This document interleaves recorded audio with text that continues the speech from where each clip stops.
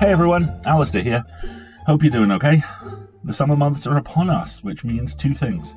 I need to wear more hats, and this is the part of our year when costs are high and support tends to dip. We know, believe me, things are tight everywhere at the moment, and unfortunately, that includes us. For those of you who support us already, thank you so much. We hope you're enjoying the great new Catscast episodes and all the PseudoPod extrusions. If you don't support us, but you would like to join them, we've got tons of options for you at both Patreon and PayPal. Even a one-off at Ko-fi makes a big difference. Or, if you're in the market for some sweet new summer wardrobe, we have a new swag store, courtesy of our amazing friends over at Void Merch, and the t-shirts are unbelievably great. It all adds up, it all helps, and it all helps us bring you the best in free audio fiction every week. So, if you can help out, please do, and thanks, and do enjoy this week's episode.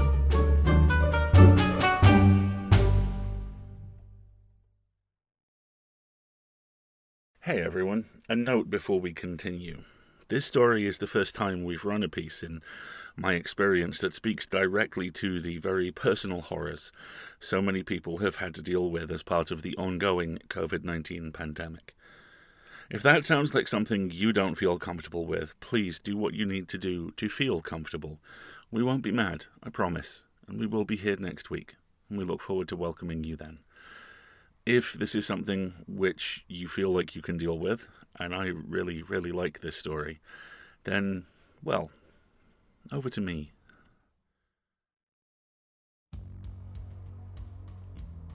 PseudoPod, episode 817. July 8th, 2022. This week's story, Tommy's Field, by Nathan McCullough. Hey everyone, welcome to PseudoPod, the weekly horror podcast. I'm Alistair, your host, and this week's story comes to us from Nathan McCullough and was originally published in the anthology Georgia Gothic. In fact, the final line is a nod to a particular superstition, which we'll discuss after this story. Nathan, like me, was afraid of everything as a child, but he faced and then embraced his fears. He developed a love for all things dark and frightening, and as a grown-up is an award-winning journalist, writer and editor who has worked for newspapers, magazines and digital outlets. His novella, short story collection, Drag You Down, is available from Amazon. Please connect with him on Twitter and Instagram at the splendidly named Bulldog Nate, as in DAWG, or online at nathanmccullough.com, and of course, we'll make sure those links are in the show notes for you. So check your tie. And if you can, stay in the shade. Because we have a story for you, and in many ways, this story is true.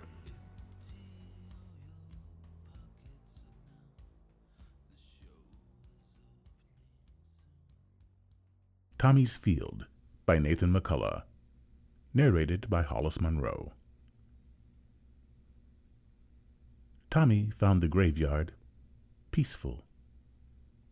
It was a strange feeling, to be sure, especially given what they were there to do, but with the world on fire, an afternoon with the dead seemed a welcome respite.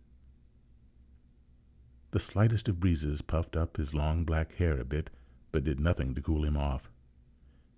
It was a hot Georgia day, about the only kind this part of the world seemed to have any more. Between the 4 months without a haircut, the COVID cut, they called it, and the cloth covering his face, he felt like his head might burst into flames. His body was only slightly more comfortable. He'd drawn the line at a suit jacket today, and instead wore a short-sleeved button-down shirt and a tie. He felt like an IT guy in a bad TV movie. He stared just beyond the gravesite, ignoring the activity to his left. Where his gaze fell, the dead rested, though most of the living didn't know they were there. Hundreds of unmarked graves lay shoulder to shoulder, holding Atlanta's unknown, unclaimed, or down and out. And their footprint on this patch of palmetto earth was about to grow just a little bit bigger, like kudzu creeping into the road, but stopping just where the tires pass by. The old pauper's graveyard in Atlanta's Oakland Cemetery had been full for decades, so this field in Palmetto was the current final stop on the city's saddest hearse ride. Tommy had read a story about it a few months ago in the paper, about how the city buried its homeless, its John and Jane Does, and its indigent in cardboard boxes in unmarked graves, usually with no mourners present. People who usually went through life alone went through death that way too. The story had also been about Grady Carlson, the lone reverend who volunteered his time and services to preach over the deceased on their final day above ground. Reverend Carlson had been making a trip or two a week to this place for years, usually no one but the city gravediggers to accompany him. Occasionally, a family member or two of the deceased would show up, usually too poor and often with too many troubles of their own to afford to do anything other than to stand quietly while the Reverend said a few words. But more often than not, the folks buried here got buried with no mourners in black, no flowers, no tears. Tommy couldn't stand that. And so he started joining Carlson when he could. Between his classes at Georgia State and his job, he couldn't make it every trip, but he came as often as he could, and stood reverently and mourned people he'd never known. Sometimes he wished he'd known them. Other times he was glad he didn't. With as many funerals as he'd attended the past few months, he couldn't imagine the grief he might feel if they'd all been familiar faces. The sadness he felt each time was palpable. He hadn't gotten numb to it, and that had been an actual fear early on, that he'd grow indifferent, bored, that his good deed would fall victim to routine. It hadn't, though. Each time he felt the effects of the same emotional cocktail that was 3 parts sadness and 1 part joy, a concoction that said at least someone had shown up that day. He tried to keep pity and pride out of it, but the truth was he'd first come here because he'd felt pity, and kept coming back because he felt good knowing that the someone who'd shown up was him. Tommy didn't broadcast it, though. Few knew about his role as a volunteer mourner, and despite being firmly in the demographic that lived life digitally, he'd never been one to offer a blow-by-blow of his life on social media. Lately, he'd shunned it almost completely. Some of his college buddies had taken to calling him Boomer over his pullback from a digital footprint and his newfound presence for the tangible and the visceral. His trips to Palmetto checked both of those boxes and the spiritual one as well. He wasn't all that religious, but his parents were, and one Bible verse he'd learned in Sunday school had always stuck with him. Therefore, when thou doest thine alms, do not sound a trumpet before thee, as the hypocrites do in the synagogues and in the streets, that they may have glory of men. In other words, do something good because it needs to be done, not for praise. He'd always thought that made a lot of sense, no matter to which God you prayed. "About ready, Tommy." He looked over at Reverend Carlson, nodded, and headed toward him. As he walked, he heard a car pulling up and glanced over his shoulder. An old shitbox Dodge was turning in. The car looked like it was held together by nothing but rust and hope, a lone, severe-looking old man at the wheel. Beyond it, Tommy could see the actual cemetery across the street, where the dead got buried in shiny coffins, their final resting place marked with broad tombstones. 3 today, Carlson said. "Not sure who that might be." He jerked his chin at the Dodge, which had stopped. "Nobody called about anybody here." Tommy looked down at the 3 cardboard boxes at his feet. each lined up perfectly with the hole in the ground that was just big enough to accommodate them. That was all a pauper got. Cardboard. Not even a pine box these days. All the state could afford. People like to argue about money for the living a lot more than money for the dead. Not that money for these particular folks, alive or dead, had ever been a concern of most anyone. Having laid out the three departed, the diggers hopped in their city van and retreated to the edge of the field, where they kept the little backhoe they used to excavate the graves, and where there was some shade. The indigent weren't afforded a tree branch to block the late afternoon sun either. Plus, on this August day, the diggers would stay in the van with their air conditioning running. They would come back to lower the 3 boxes and cover them up after the Reverend finished. Carlson had been ready to start, but he waited on the old man getting out of the Dodge. As the man walked up, clad in Goodwill clothes that were probably as close to being dressy as he ever got, Tommy could see he wasn't really all that old, his unmasked face marked more by hardship than years. "You the preacher?" he asked Tommy before noticing the Bible in Carlson's hands. "Oh, guess it's you." He stared at the tall black reverend, a look on his face that couldn't be read. "Lady down at the city said my brother's here today." Carlson looked down at the boxes. The one on the left had a small label that read, Fleming, James A. The middle box read, Jenkins, Tanya. The third box had no label. "Mr. Fleming?" The man's face turned quizzical at how the Reverend had deduced that. Then he spied the labels on the boxes, his own powers of deduction answering the question. "Yeah, that's me." He didn't offer his first name, but turned to look at the box. "So, that's Jimbo in there, huh?" "Yes, sir, if James was your brother." "You can call him Jimbo. Nobody called him James." The Reverend nodded, and they all stood silently for a moment.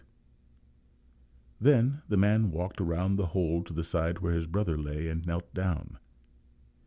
He put his hand on the box briefly and read the little label again. Then he grabbed the edge of the lid a bit more firmly, shook it a bit as if kicking the tires on a replacement for the old Dodge. The Reverend Carlson cleared his throat. "Don't worry," the man said without looking up. "I don't need to see inside. Just don't seem right is all.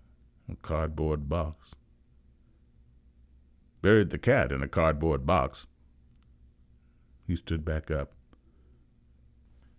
"Well, then again, Jimbo probably slept in one for the last 10 years at least, so maybe it's fitting." He grinned as he said it. The man's irreverent demeanor made Tommy uncomfortable. He always felt intrusive anyway when family showed up, and usually tried to retreat, which he did now.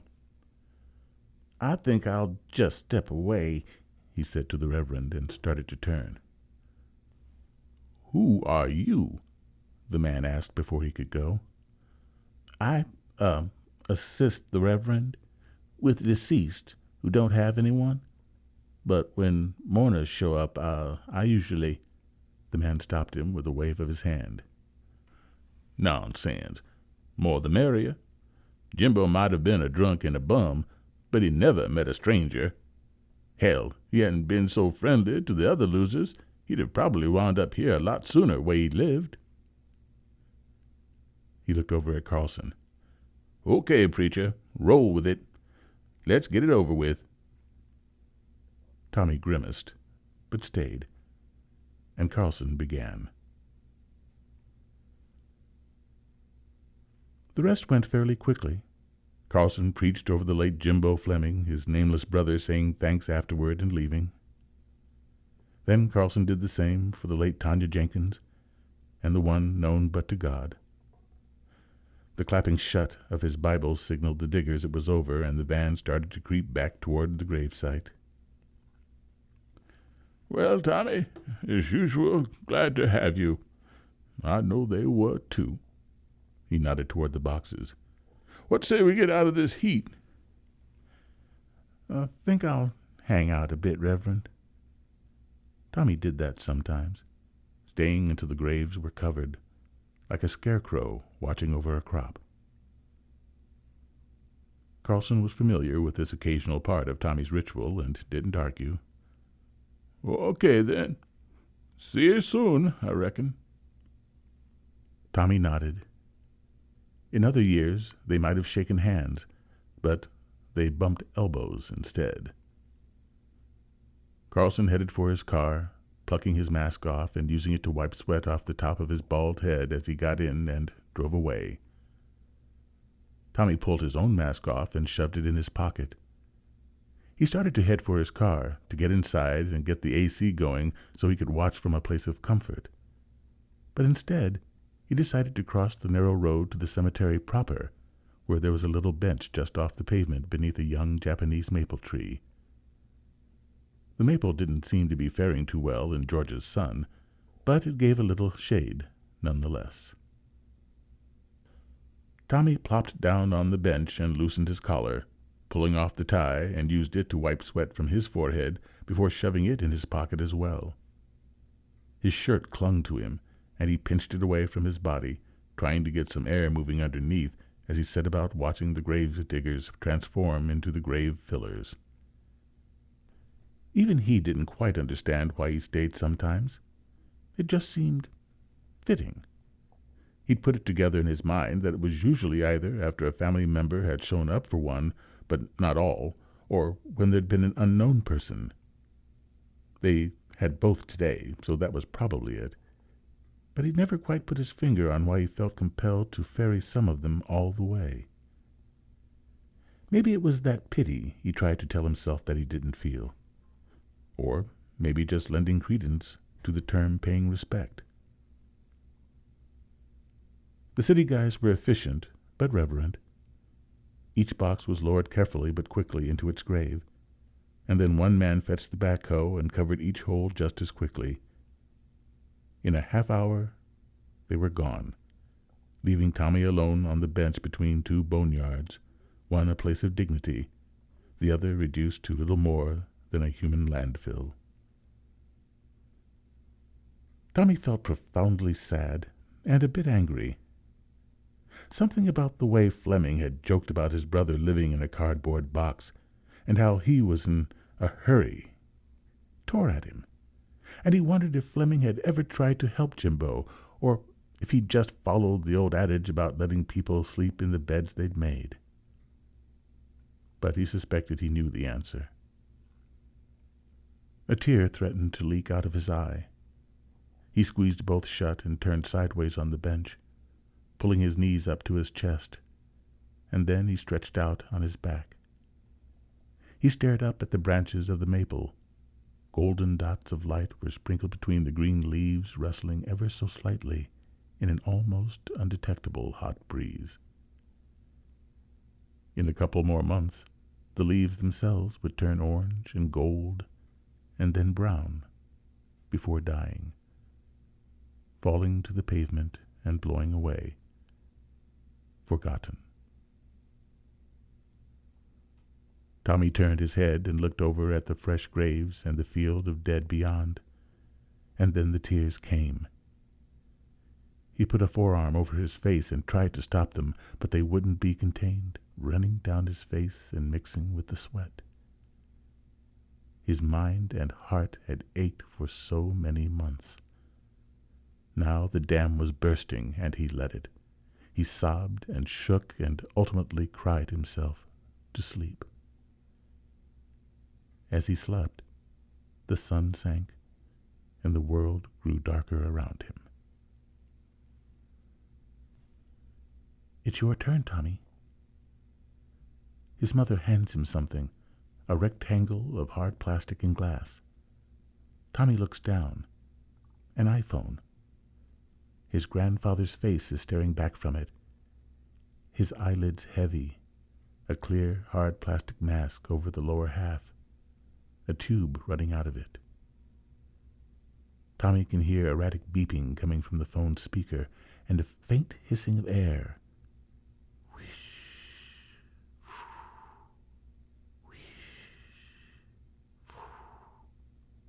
With each whoosh, his grandfather's chest rises, and with each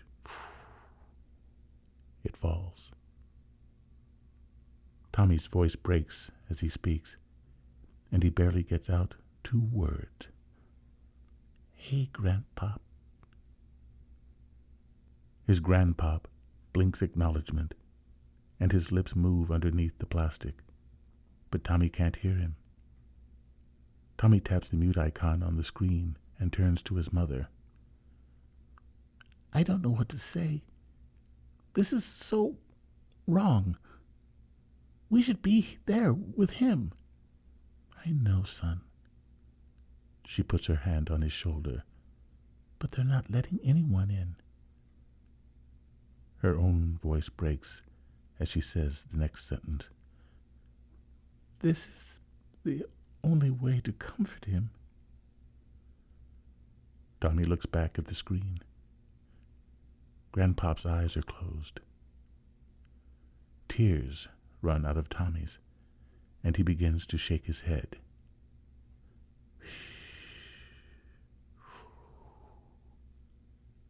Tommy tries to think of something happy to say, something comforting.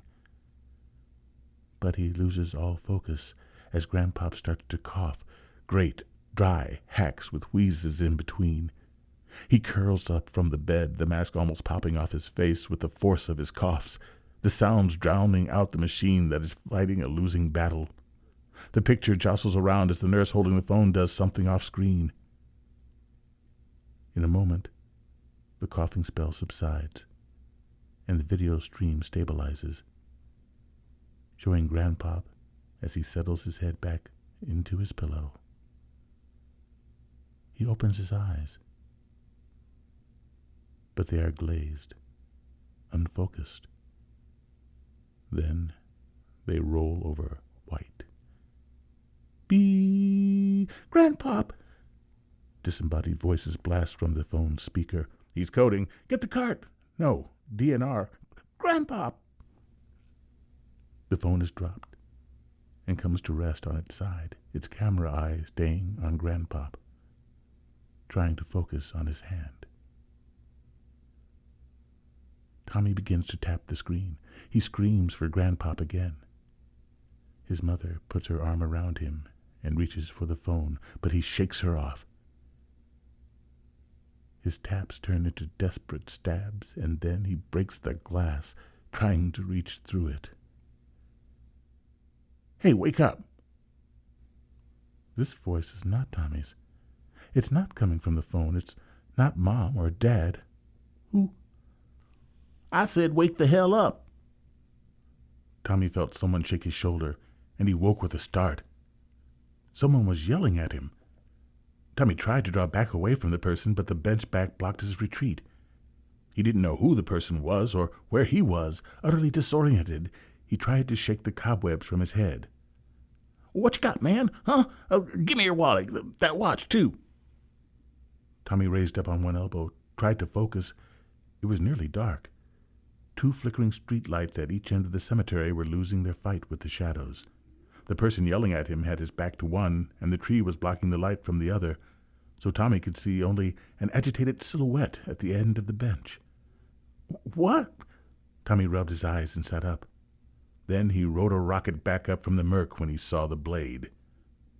A man, about 30, leaned in close and showed it to him, not pointing it, but holding it perpendicular to the ground at his own eye level, displaying it like show and tell.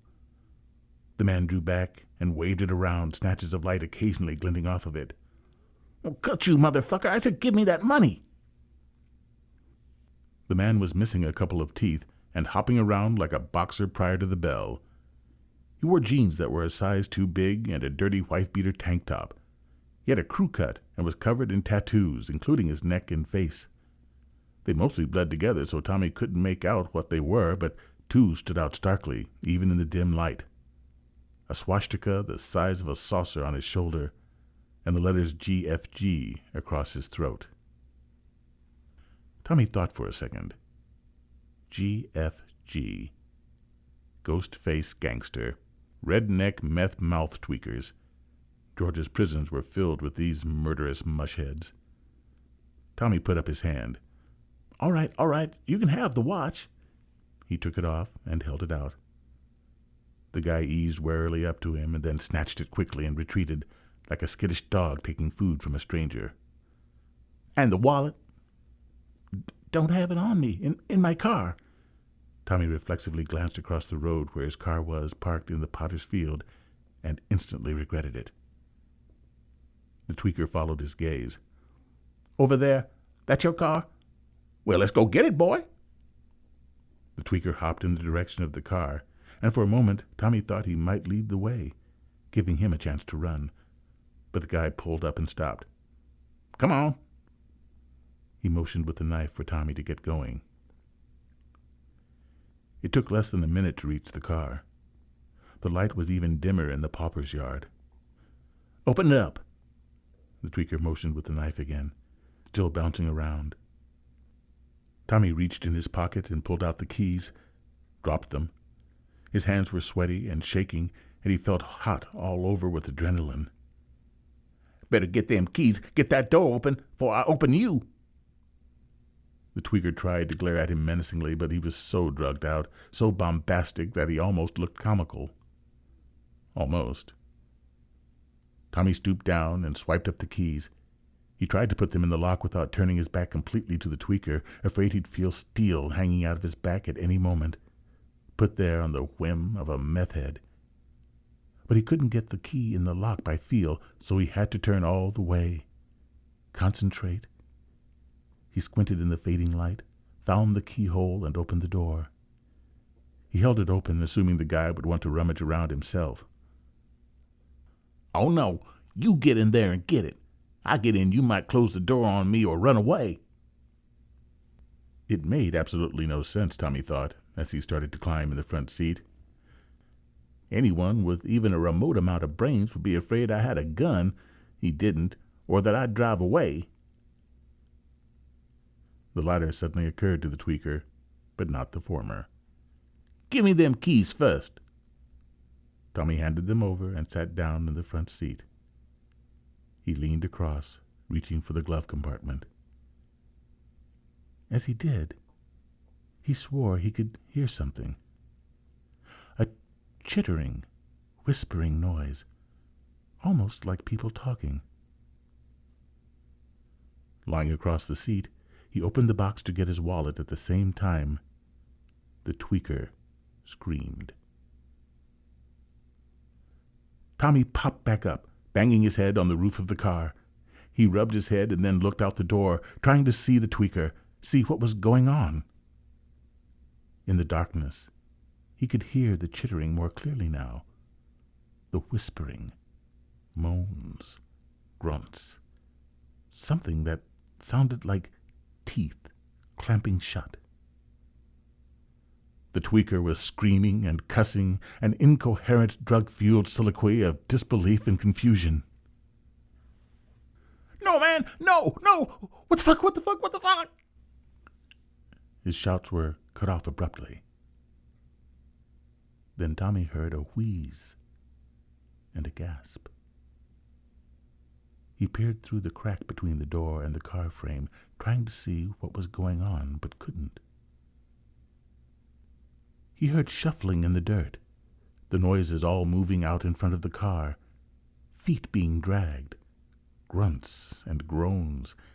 He heard the tweaker still struggling, but his voice was muted, like he'd been gagged. He sounded like he was crying.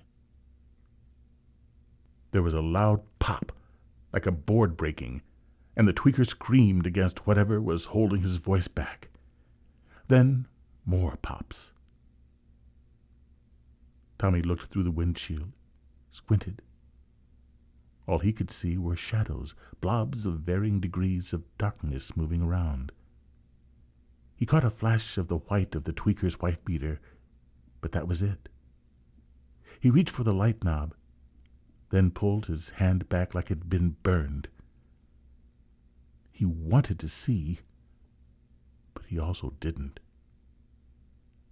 He reached out again, withdrew again. In a moment, all went silent. Tommy tried in vain to see through the windshield without turning on the lights, but it was hopeless, especially with the car's cab light on. He reached over and depressed the little button in the doorway that turned out the light. His eyes slowly adjusted to the dark, but still all he could see were shadows. But the shadows were moving, slowly, and away, and down, down, down, disappearing into the earth. Tommy swallowed, and his throat clicked, dry. His hands still shook, and he gripped the wheel to try to stop them. When he did, the cab light came back on, and everything beyond the windshield went black again. Something bumped into the door and nearly gave him a heart attack. He didn't so much scream as he yipped. His breath caught in his throat. Someone stood just on the other side of the half-open door. Slowly, the person pulled it all the way open with a creak. Tommy's heart nearly gave out, it was beating so hard. "Is it the tweaker? Whoever attacked him is going to attack me? Who?" Then he saw. A man stepped around the edge of the car door, his arm outstretched, dressed in worn-out clothes. He was muddy, a stained shirt, knees out of the pants, a tattered plaid coat that hadn't been in style for decades. His hand was clutched palm down in a fist.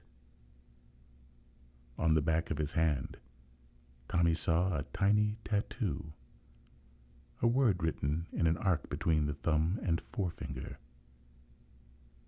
Jimbo. Tommy's eyes went wide and he froze in place, too scared and too perplexed to move. The man shuffled forward another step, reaching into the car, his fist almost bumping into Tommy's chest. His eyes were cloudy, but focused intently on Tommy. Tommy stared back into them in terror and wonder. The man turned his hand palm up and opened it. Tommy looked down. His keys. And his watch. Tommy looked back at the man, who said nothing, showed no emotion, just waited patiently. Tommy slowly reached out and took his stuff, his fingers brushing the man's palm as he did. It was cold as the ground 6 feet down. The man withdrew from the car, turned, and ambled back into the shadows. Tommy waited an eternity before he finally dared to move. He closed the door, and then, trying not to think about it, turned on his headlights. There was no sign of anyone. Not the tweaker, not Jimbo. No one. But the ground wasn't the same. The 3 graves from that day were no longer neat, long rows of dirt, and the 4 from the week before weren't smoothed over anymore. The ground was churned up, displaced, with lumps here, divots there. The same for the 3 beyond them. Tommy had been here for all 10 funerals. The graves beyond that, the hundreds more, lay undisturbed, grown over with grass. The tweaker was nowhere to be found, but out about 5 yards in front of the car, Tommy could see his knife sticking out of the ground. He continued to stare for another minute. Then he laid his watch in the passenger seat and pocketed his keys. He got out, walked out into the beams of his lights, and picked up the knife. He turned it over in his hand and shook his head. Tommy looked back out at the unmarked graves with their disturbed earth, the churned up ground. He glanced across the road at the cemetery with its mown grass, its neatly trimmed shrubs, polished to a high-gloss marble tombstones, and flowers in copper pots. Then he looked once more at the fresh, unkempt graves. His graves. He walked back to his car, popped the trunk, and rummaged around for a bit. He found his old backpacking gear and, among it, a folding spade. He pulled it out, swiveling open and locking the shovel head and extending the handle. Throwing it across his shoulder, he walked back to the car door, reached in, and switched on the high beams. Then he headed out to tend his field. He never once thought about whistling.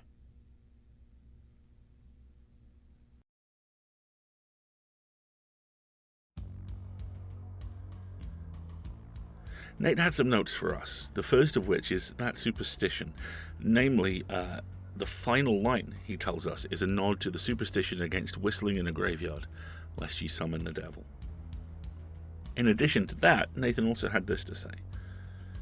This story is loosely based on a real person, and when I first heard of the real-life Tommy, I couldn't help but think the dead would show their gratitude if they could. I'm a huge fan of Tales from the Crypt stories in which nefarious evildoers get their comeuppance, but I also wanted to show, and then erase, the artificial lines society uses to divide human beings into varying degrees of worth.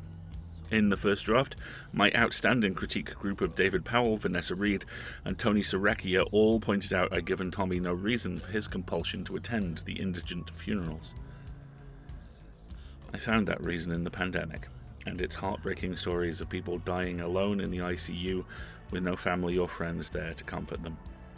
I then had PseudoPod alum and ER trauma nurse Laren Ogle read the revision to make sure that scene was accurate.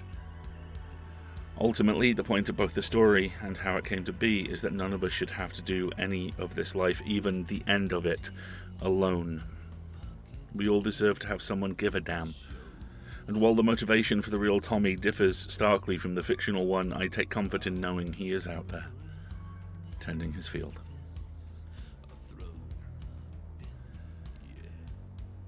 Oh, I love this one. Oh boy. This was hard, and this was really good.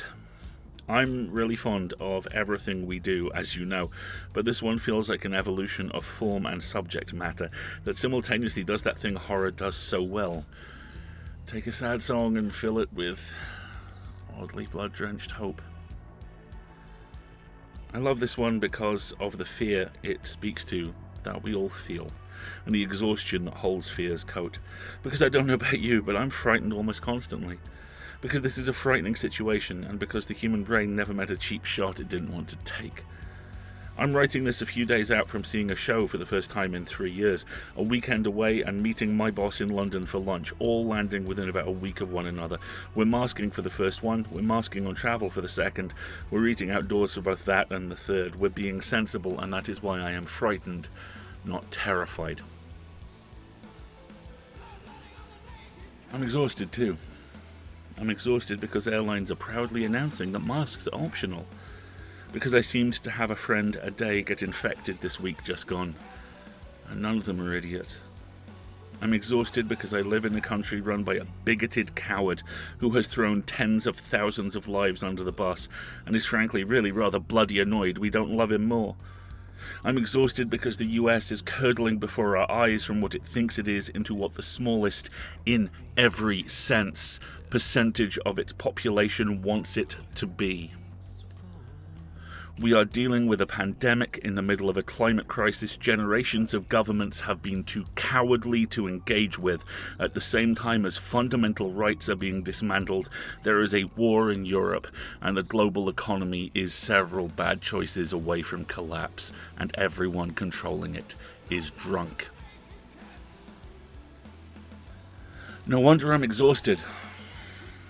No wonder you're exhausted. No wonder so many of us, I suspect, are desperate to think of something, anything to do.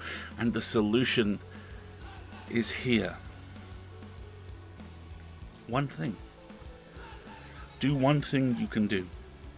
Do one kindness. Not because you might gain some undead protectors, but you might. But because it helps.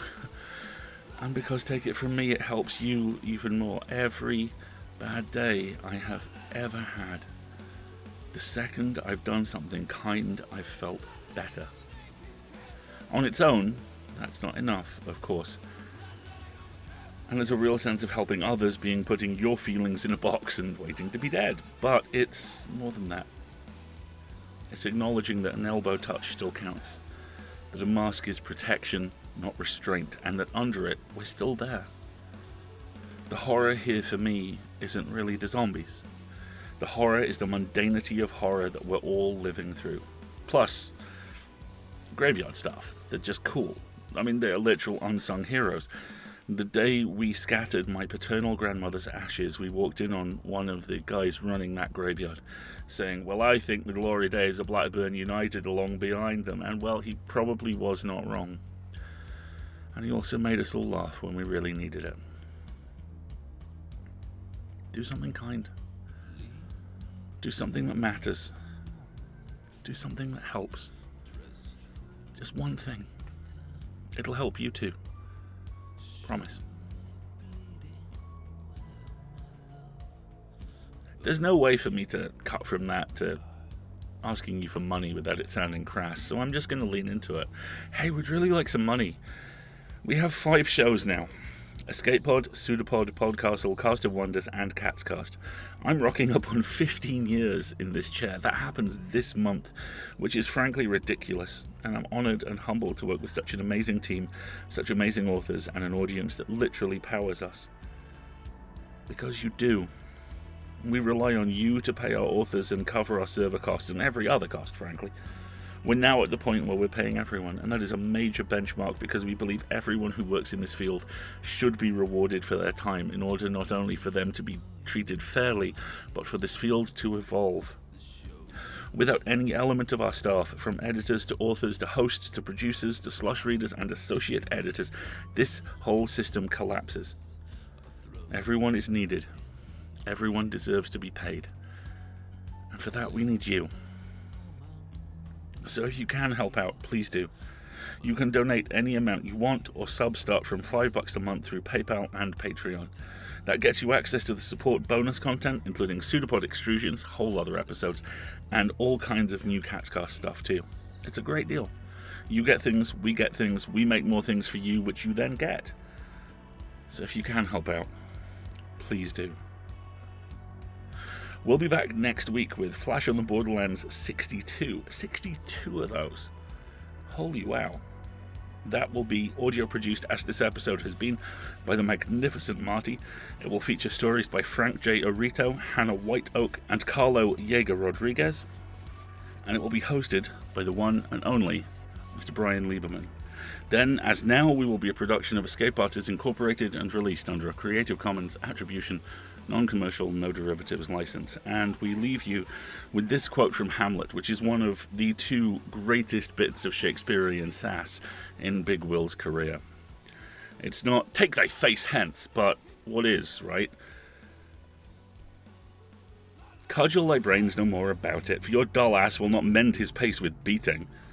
And when you are asked this question next, say a grave maker. The houses he makes last till doomsday. We'll see you next time, folks. Have a good one. It's a pseudopod. It's a big foot. It's all about podcasts these days.